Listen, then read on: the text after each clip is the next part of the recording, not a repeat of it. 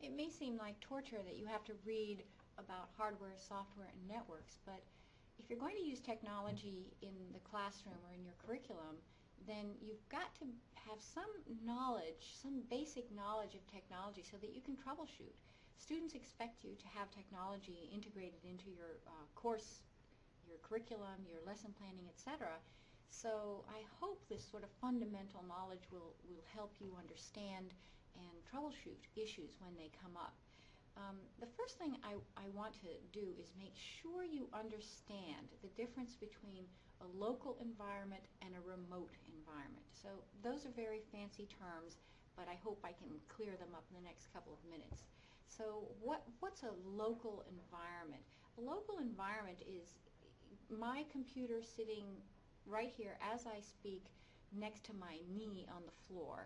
And let me tell you a story to clarify that. When I first started using computers, it must have been in the 1980s, and I was working for a publisher just out of college. Couldn't find the job I wanted and working for a publisher. But anyways, so here I am in this office it's a building with 3 floors, lots and lots of people. There's one computer for everybody in the entire building. And I thought it was just absolutely, terrific that I could write a letter and then make my corrections without using whiteout and then print it out. So that was, absolutely a huge thing for me. I thought it was great, and I'd jump on that computer whenever I could. And then, of course, as the years go by, there's much more to a computer than what's located on your own machine or the machine that's in your office, on the floor next to your knee. As years go on, we realize that the power in computing is being able to get information, and even later to put information and have other people in remote areas of the world access and share information. So of course I'm talking about the internet. So let me back up to the 1980s, where I had no ability to connect and share information. Nobody was seeing what information I had, and I wasn't seeing what information everybody else had. We just had a very isolated kind of setup where we could do great things like type letters and not have to use whiteout and print them out. And then, of course, connections, sharing of information got so powerful that we're willing to pay for it, a monthly fee to be connected, the internet. So a local environment is a computer that is strictly at your knee, not connected to the rest of the world. You're saving materials on your hard drive, and nobody else can access what's on your hard drive. And a remote environment is when you're accessing something that's on a server that other people are accessing all over the world. So that term I used, server, is imperative to understand what a connection means, what the internet means, and how we share information. A server looks more or less just like the computer you have in your office or at home. A server is a place, a repository, where it's sort of a central area where people from Timbuktu and the other side of the world and this side of the world and that side of the world, they can all access the information that's on that server, and that way they're sharing information. So you sort of have an idea of what remote means. It means you don't have to be here or here or here necessarily to access information, because that information is on a centralized location called a server, centralized machine I should say, called a server, and you can access it. So now the issue is, what else is there? Well, among that huge web that constitutes the internet, we have lots and lots of servers. We don't just have one, there's lots of them, and there are lots of people that are administrators of those servers. We have something else to discuss, and that is intranets. So an intranet is not public. The internet is public. Anybody from anywhere can access the information that's on a web server somewhere on this gigantic web.